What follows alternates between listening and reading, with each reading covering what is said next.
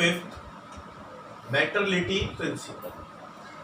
कौन सा प्रिंसिपल है बेटा? मेटरलिटी प्रिंसिपल। इससे जस्ट पहले जो हमने प्रिंसिपल पढ़ा था फुल डिस्क्लोजर प्रिंसिपल, तो ये प्रिंसिपल उस फुल डिस्क्लोजर प्रिंसिपल को और एक्सप्लेन करता है। तो ये उसी से उसकी कनेक्टिविटी जुड़ी हुई है, उसमें जो कहा गया। अब उससे आगे की जो बात है, आगे की जो चीजें हैं, वो इस प्रिंसिपल के अंदर कही गई है। वहां हमने ये पढ़ा था भाई फुल डिस्क्लोजर का मतलब इंफॉर्मेशन को पूरा शो करना है, और कौन सी करना है? मटेरियल। तो ये फुल डिस्क्लोजर है।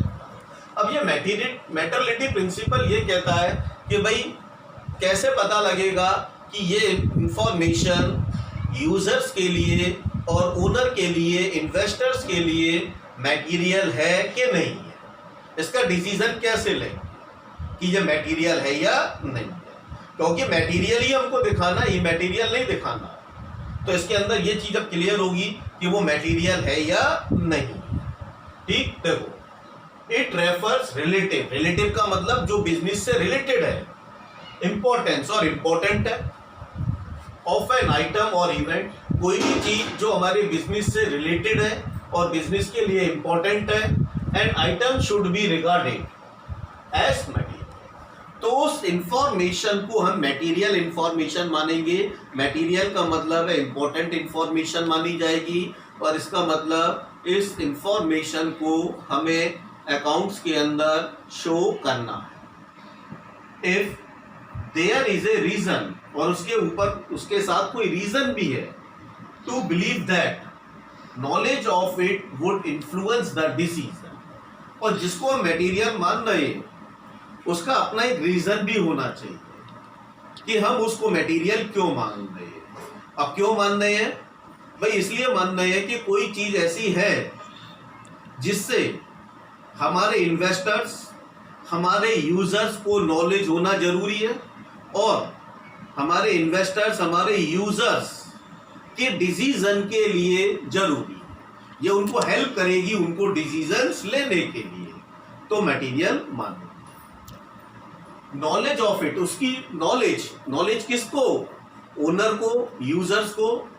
वुड इन्फ्लुएंस द डिसीजन, जो उनके डिसीजन लेने में, किसके डिसीजन लेने में? यूजर्स के। इन्फ्लुएंस करता है, उसको प्रभावित कर सकता है, उसके डिसीजन पे इफेक्ट डाल सकती है ये इंफॉर्मेशन।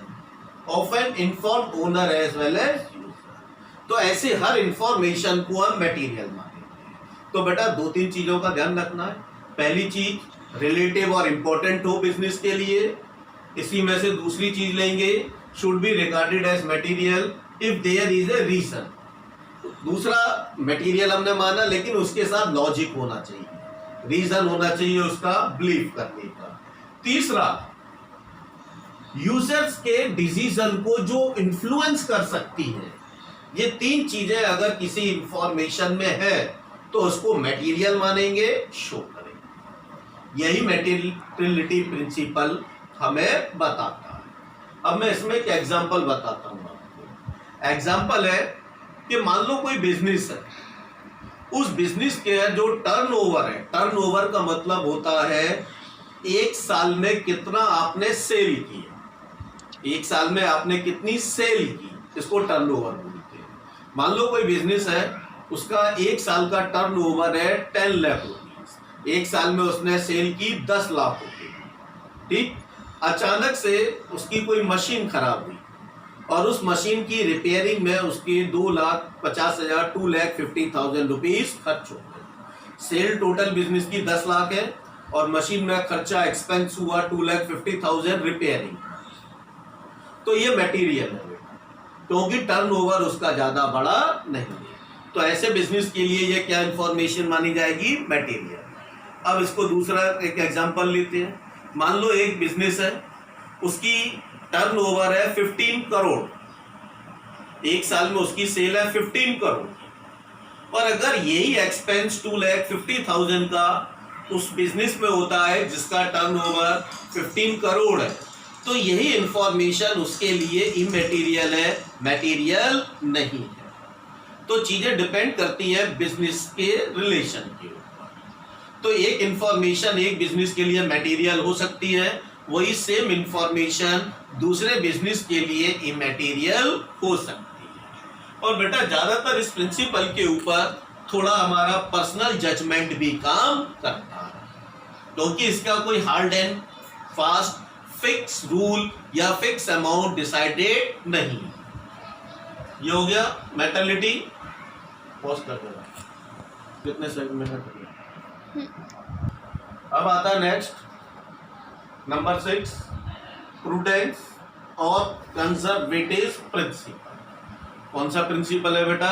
प्रूडेंस, और इसका एक नाम और है प्रिंसिपल ऑफ कंजर्वेटिव। इस प्रिंसिपल के अंदर कहा गया है कि अगर फ्यूचर में आपको कोई लॉस होना है, अगर फ्यूचर में आपको कोई लॉस होना है और ये आपको प्रेजेंट में मालूम है, तो उस लॉस के लिए आपको एक एस्टिमेटेड अमाउंट पहले से ही आपको उसको अलग उसका प्रोविजन करना होगा। उस अमाउंट को आपको रखना होगा, अकाउंटिंग में हम बोलते हैं प्रोविजन करना होगा। तो इसका मतलब उस अमाउंट का पहले से हमें अरेंजमेंट करके रखना। लेकिन अगर फ्यूचर में हमें कोई प्रॉफिट होना है, प्रेजेंट में हमें मालूम है कि फ्यूचर में प्रॉफिट होगा, तो उस प्रॉफिट के लिए हमें प्रोविजन नहीं बनाना है। आ गई बात समझ में? ध्यान से सुनना। आज हमें मालूम है कि फ्यूचर में हमें ये लॉस होगा, ठीक? तो उस लॉस के लिए आज हम प्रेजेंट में ही प्रोविजन बनाएंगे। तो जो हम प्रॉफिट निकालेंगे, तो जो फ्यूचर में लॉस होना है उस अमाउंट को प्रॉफिट निकालते समय माइनस करेंगे। अभी लॉस हुआ नहीं है, आप कहोगे सर प्रेजेंट में कैसे मालूम कि फ्यूचर में हमें लॉस होना है? सही बात है भाई, आज हमें कैसे मालूम कि फ्यूचर में हमें लॉस होना है? इसका मैं एग्जांपल बताता हूं। हम बिजनेस के अंदर जब सेल करते हैं, तो जब हम सेल करते हैं तो कैश सेल भी करते हैं, क्रेडिट सेल भी करते हैं, नगद माल भी बेचते हैं, उधार माल भी बेचते हैं। तो नगद माल से तो कोई प्रॉब्लम नहीं है, हमने अगर सेल की पैसा आ गया, बात खत्म हो गई।